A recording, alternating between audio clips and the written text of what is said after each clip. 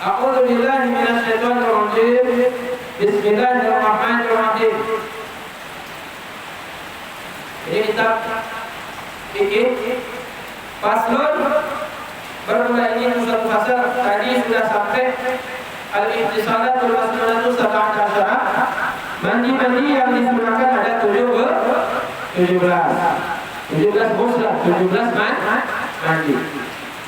Mandinya yang pertama apa? Yang pertama mandi apa? Mandi Jumat. Sejak kapan? Sejak pagi hari. Habis sholat subuh atau subuh. Nah, wal aidaini. Nurul, apa artinya? Apa hari raya Islam dua hari itu? Hari raya Idul Fitri dan Idul Adha. Apa arti Adha? Korban. Yang ketiga, mandi apa Iza? Apa namanya bahasa Arab? Istisqa. Nah, mandi sebelum kita sholat untuk meminta hujan, namanya sholat istisqa. Sunnah mandi istisqa. Aku lihat mandi istisqa sunnah karena Allah. Nah, kemudian yang keempat, mandi apa? Yang keempat mandi apa? Hah? Apa? Hah? Apa? Apa dia bilang? Itu mandi wajib, ini mandi sunnah. Mandi sunnah, tidak wajib, sunnah. Tidak berdosa kalau tidak dikerjakan. Mandi apa nih? Apa Farisi? Rabi? Khusuf gerhana matahari. Yang kelima, mandi khusuf gerhana bulan. Yang keenam, wal ghuslu min huslil mayyiti, dan mandi dari memandikan mayat. Kalau mayat wajib memandikan mayat, hukumnya wajib. Tapi orang yang sudah memandikan mayat, sunnah mandi. Mandi dari apa? Mandi dari memandikan mayat. Ya, Iza. Kalau Umi meninggal dunia, ya. Kalau Umi meninggal dunia, semoga panjang umur sampai ini. Ya. Iza nanti yang mandikan, Madinah nanti yang mandikan. Ya, jenazah Umi dah meninggal, dah gak bergerak. Nanti Madinah dengan Iza udah selesai memandikan mayat Umi. Habis itu sunnah mandi lagi. Siapa yang mandi? Bukan mayatnya.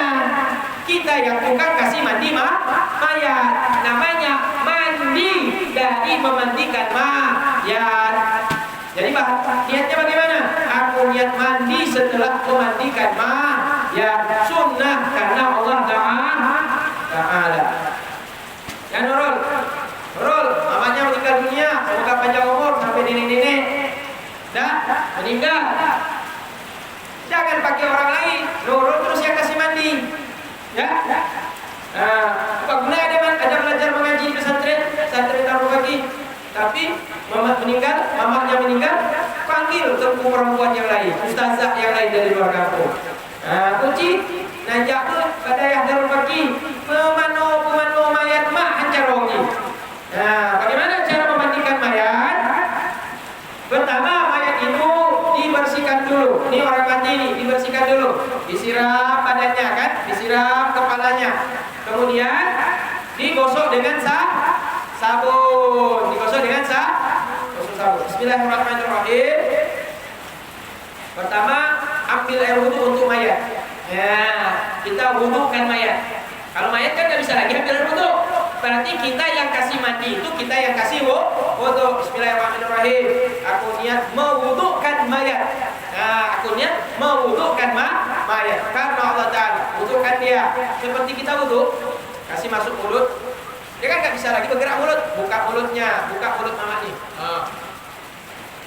Sedikit aja yang banyak nanti apa? Terlalu banyak, tiba-tiba hidup lagi nanti. Sudah.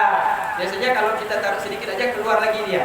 Dan habis itu kasih masuk air sedikit ke dalam hidung, gosok hidungnya, kasih masuk air sedikit, baru basuh wajahnya dengan niat aku niat untuk mewudukan mayat ini fardu karena Allah Taala. Dah selesai itu basuh tangan, siram tangan, digosok-gosok tangannya. Kanan dulu baru ke kiri, baru sama seperti kita berwudu. Cuma sekarang kita wudukan mayat. Dan selesai itu baru mandikan mayat. Nah, siram. Bismillahirrahmanirrahim. Aku niat memandikan mayat ini. Sebutkan namanya kalau lebih afdal. Aku niat memandikan mayat ini. Misalkan Zainab binti Ahmad. Fardu karena Allah Taala. Siram. Jadi pas kena air itu niat dalam hati, sama seperti kita mandi dulu. Bismillahirrahmanirrahim. Begitu kena air, niat kita adalah aku niat memandikan mayat ini, namanya siang-siang, namanya fulanah binti fulan, fardu karena Allah Taala. Nah, habis kita mandikan, dah kita gosok dengan sabun. Sabun itu ditaruh dalam ember. Embernya itu ada isi air.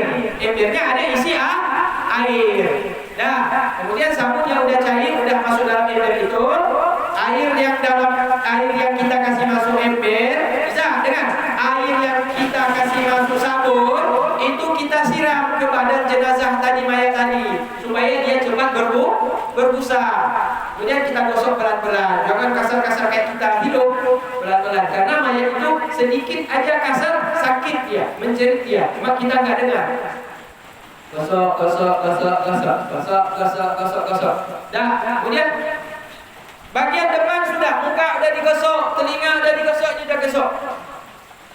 Ketiak, semua lipatan pusat-pusatnya juga. Kemudian udah selesai, selangkangan, pinggir nonok-nonoknya juga tuh, kasih bersih. Kemudian sela-sela jari kaki dan jari tangan, ini digosok-gosok semuanya. Habis itu dibalikkan sebelah sana. Kan tadi mau ada lagi nih. Habis itu dimiringkan ke kanan, tapi jangan roboh ke sana. Mesti ada orang jaga sebelah, tahan jenazah tuh. Gosok bagian belakang, rambutnya digosok-gosok, lehernya digosok-gosok, telinga belakang ini digosok-gosok, supaya dia tidak berdaki. Apalagi bernajis. Bagaimana pula dia mayat bernajis di mas-mas bertubuh dalam kubur. Dan gosok pantat lehernya, gosok bahunya, gosok pantatnya juga. Gosok betisnya, pahanya, kakinya, selesai semuanya. Dah, habis itu korek lubang pantatnya. Dah, tapi tidak dikorek dulu. Dah, ambil bukan dengan jari, bukan korek dengan jari, tetapi dengan kain kafan. Kain kafan itu kan dipotong, dia ada potongan-potongan kain kafan. Bukan kain kafannya, tapi kain dari kain kafan itu yang besar, sebagiannya dipotong, dibikin kayak dibikin kayak korek gigi itu, dikasih putar kecil. Nah, itulah korek kasih bersih nya. Nah, yang susah kalau mayat waktu belum meninggal dunia, hampir mau meninggal, sempat makan banyak. Banyak nya tuh. Perutnya kita tekan gini supaya turun makanan dalam perut. Nah, kalau udah turun, nya keluar, ambil kain putih kafan tuh dilap, ataupun tidak diputar-putar begini, ya udah model terbuka, ditarik terus, digosok terus. Nah, digosok mayat itu digosok. Dan masukkan ke dalam kantong plastik. Kalau masih keluar, ambil lagi, gosok lagi, masukkan dalam kantong plastik. Nah, coba sini, Farisi. Cepat sini. Nah, ini mayat nih. Cepat sini. Ini contoh nih. Tadi saya tidur sini. Nih, tidur. Ya, tidur. Ini mayat nih. Ke sini lagi. Dah. Bismillahirrahmanirrahim. Ambil air wuduk nih kan. Nah, pertama ambil air wuduk, siram, kasih masuk mulut. Buka nih kan enggak buka nih. Enggak boleh buka. Siram. Katok juga. Dah selesai. Masih hidung sedikit. Habis itu siram ke muka. Dibasuh di muka nih. Dah selesai itu, siram ke mana lagi? Habis muka mana? Tangan, siram, ambil. Digosok nih. Dah selesai, siram kiri juga. Habis itu disiram lagi rambut kepala. Habis itu apa? Telinga sunnah, digosok-gosok telinganya. Habis itu kaki. Ini dah mayat, mana pula begini mayat? Nah, dah siram kanan dulu, baru kiri, siram kiri. Dari mata kaki ini atas, betis lebih bagus sampai mata kaki, siram, gosok-gosok, daki-dakinya keluarkan. Baru kasih mandi. Bismillahirrahmanirrahim. Dalam hati tengku niat, aku nak mandikan mayat ini. Farisi binti Ahmad, binti perempuan. Farisi bin Ahmad, fardu karena Allah Ta'ala. Ambil lagi air, siram. Ambil lagi air, siram. Dah selesai itu apa? Selesai itu disiram ke sebelah kanan. Sunnah mandi, memandikan kita mandi, siram bagian kanan. Ini kanan dulu, siram. Ambil lagi ember, siram. Ambil lagi ember, siram. Habis itu kiri, siram. Habis itu ratakan semuanya. Semuanya. Habis itu kita gosok-gosok nih ketiaknya. Gosok lagi ketiaknya. Nah, kita gosok-gosok dengan sabun. Mukanya gosok sabunnya. Udah siram semuanya. Daki-dakinya dah keluar. Dikasih miring inilah. Tunggu dulu. Tengok sana. Ini pantatnya nih kan. Nih ambil kain putih kafan tadi itu, dilap pantatnya nih, gosok-gosok nya nih. Digosok-gosok nya. Dah. Masih banyak taruh lagi, ambil lagi kain yang lain. Ambil lagi sampai dia bersih, enggak lagi keluar Tapi kalau kita mau pastikan tidak ada keluar lagi nih perut dipencet-pencet. Nih perut nih, pencet gini. Lihat nih. Bisa lihat nih. Ditekan sedikit. Jangan tekan begini. Teriak nanti mayatnya. Coba teriak. Dah dipencet pelan-pelan begini aja ya. Rasa-rasa supaya makanan itu turun. Udah turun. Baringkan lagi seperti ini. Coba dipegang-pegang begini. Keluar lagi nya. Supaya apa? Nanti mayat itu jangan sudah dibungkus kain kafan keluar kalau udah keluar nanti orang waktu sholatkan jenazah bau tai ini, bau. Berarti yang memandikan enggak ada bersih. Dah selesai semuanya, ambil kain kafan itu yang dibikin diputar-putar kecil-kecil seperti apa namanya? Seperti tusuk gigi. Kemudian korek hidungnya. Kasih keluar ingus tai hidungnya. Kemudian ambil lagi yang baru, korek kupingnya. Kasih bersih kupingnya, kasih masuk ke lubang kupingnya, keluar tai kupingnya sebelah sini. Kemudian buka mulutnya. Ambil kain kafan tadi yang udah dibikin bulat-bulat tadi itu memanjang seperti korek hidung tuh. Kemudian gosok giginya, digosok gigi jangan pakai sikat gigi tuh yang kita pakai yang kain kafan, karena kalau kasar-kasar dia menjerit sakit dia. Mengerti kalian semuanya? Mengerti kalau mama ayah kalian meninggal dunia udah tahu caranya kan? Dah selesai itu mandikan lagi, ratakan lagi dengan air kapur barus namanya. Pakai air kapur kalau untuk gosok-gosok pakai air sabun. Kemudian pakai air kapur barus. Yang terakhir dengan air di sini dibilang air 9. Air 9 itu daun-daun macam-macam. Orang kampung tuh yang tahu. Baru disiram terakhir supaya bau wangi. Dan selesai itu baru ditaruh kapas. Ditaruh kapas. Kapas itu taruh di ketiak ditaruh, di perut ditaruh, di pantat ditaruh, di nonok kalau perempuan ditaruh. Kemudian ditaruh lagi di mana? Kadang juga ada di sela-sela kaki ini. Ditaruh. Kemudian ditaruh lagi di mana? Di hidung ditaruh.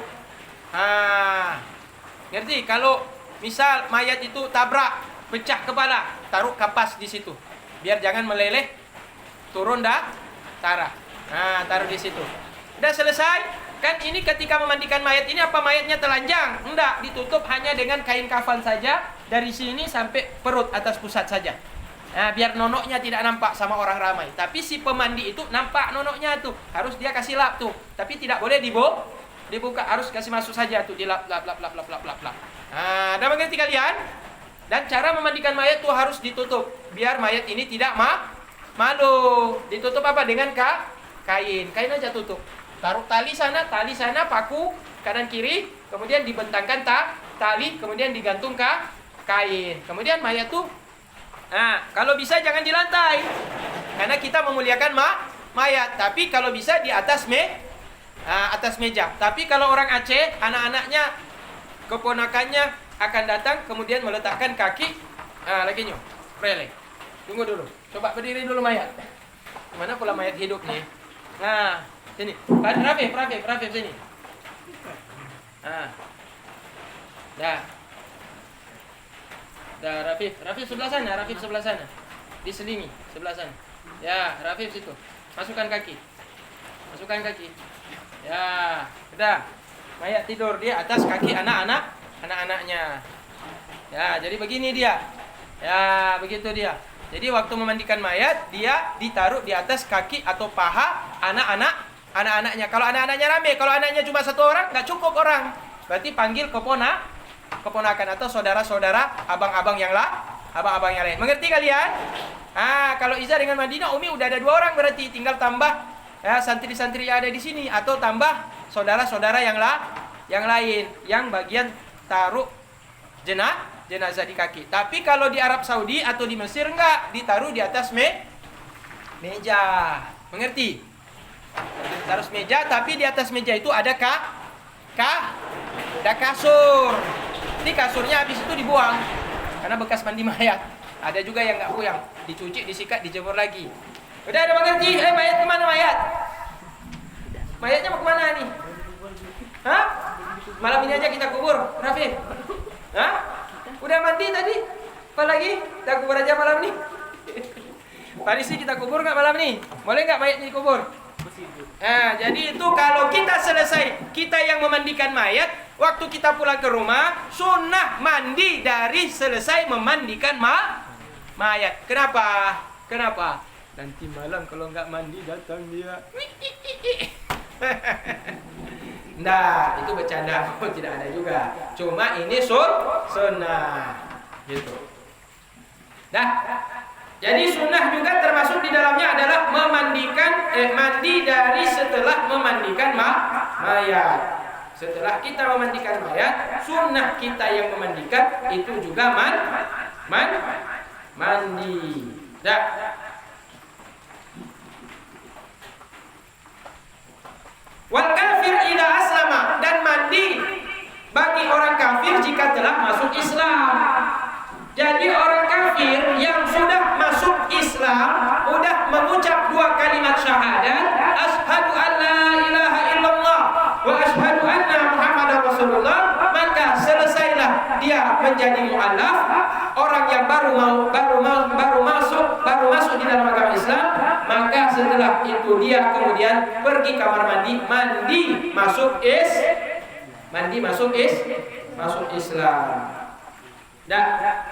Kemudian majnun mandi setelah sehat dari gila.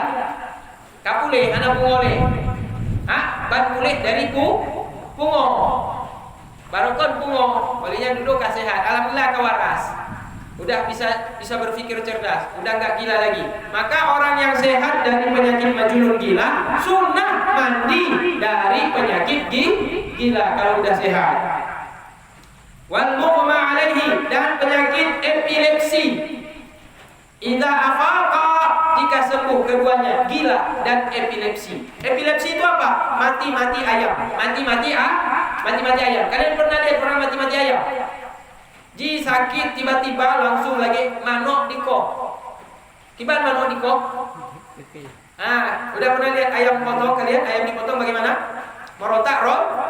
Ada orang yang sakit tiba-tiba entah kenapa tiba-tiba dia jatuh roboh kemudian seperti ayam dipotong. Itu namanya penyakit mughma alaih. Mughma alaih. Bahasa Arabnya mughma alaih. Ya, apa artinya bahasa Arab?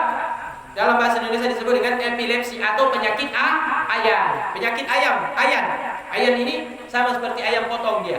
Ya, bergelepar-gelepar dia. Tapi kalau dia sembuh, sunnah dia aku niat mandi sembuh dari penyakit gila. Aku niat mandi sembuh dari penyakit mughma alaih atau penyakit ayan. Wal ghuslu 'indal ihram, dan mandi ketika ihram. Mandi ketika ihram. Ihram apa ini? Haji dan umrah. Apakah haji ataukah umrah? Sebelum kita berangkat untuk melaksanakan haji, sebelum kita berangkat untuk melaksanakan ibadah umrah, sebelum kita berniat ihram umrah, sunnah sebelum berangkat mandi dulu. Mandi dulu. Jadi jamaah haji kita di Aceh ini kalau berangkatkan dari Banda Aceh, dari asrama haji Banda Aceh. Nah, waktu hari ini pagi naik pesawat, sebelum kau naik pesawat kita kan mandi, langsung niat mandinya apa? Mandi sunnah ihram. Ihram apa? Mengharamkan diri dari yang halal. Ketika kita sudah berpakaian ihram putih-putih, maka kita ada pantang-pantang. Tidak boleh cabut bulu rambut, tidak boleh potong kuku, tidak boleh pakai minyak wangi, tidak boleh pakai baju berjahit bagi laki-laki, perempuan boleh. Tidak boleh pakai cadar bagi perempuan. Laki-laki tidak boleh pakai penutup kepala, tidak boleh pakai peci, pakai sorban, tidak boleh pakai topi. Tidak boleh lagi bersentuh dengan syahwat, bernafsu dengan istrinya. Tidak boleh lagi bersentuh dengan syahwat, dengan nafsu. Tidak boleh lagi kalau sampai di tanah suci Mekah Madinah mencabut tanaman-tanaman, memotong, mematahkan ranting-ranting tanaman-tanaman, daun-daunan yang ada di Mekah Madinah. Tidak boleh berburu, membunuh hewan-hewan yang ada di tanah suci kota Mekah dan Madinah. Kalau dilanggar ada hukumannya, denda 1 ekor kambing. Gitu. Nah, ada juga fidyahnya, denda-denda yang lain. Nah, jadi itu namanya ihram, mengharamkan dari yang dihalalkan ketika melaksanakan ibadah haji atau ibadah umrah. Maka ketika kita hendak berniat ihram, sebelumnya sunnah mandi ihram. Ihram apa? Ihram umrah kalau umrah, ihram haji kalau haji. Jadi tergantung, aku niat sunnah, aku niat mandi sunnah ihram saja. Itu saja niatnya. Dah. Wa dukhuli Makkah, dan sunnah mandi ketika masuk kota Mekah. Jadi ketika udah masuk kota Mekah, sunnah mandi. Ini tadi dari Aceh mendarat di Jeddah sampai ke dalam hotel. Di dalam hotel itu berada di kota Mekah. Maka dalam hotel itu sunnah kita mandi. Mandi apa? Mandi masuk kota Mekah. Berarti Mekah ini mulia sekali. Sunnah dianjurkan untuk mandi. Walil wukuf di Arafah, dan wukuf di Arafah, berhenti di padang Arafah.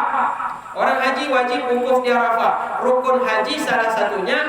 Yang kedua adalah wukuf di padang Arafah. Sebelum kita masuk padang Arafah, wukuf di Arafah, sunnah kita itu mandi. Jadi niatnya bagaimana? Aku niat mandi sunnah, wukuf di Arafah.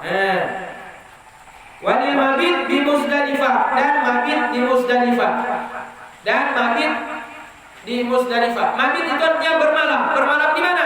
Di Muzdalifah. Muzdalifah itu tempat mengumpulkan batu untuk melempar jumrah. Tiang yang tiga. Tiang yang tiga. Tiang pertama, tiang kedua, tiang ketiga. Tiang kubra, tiang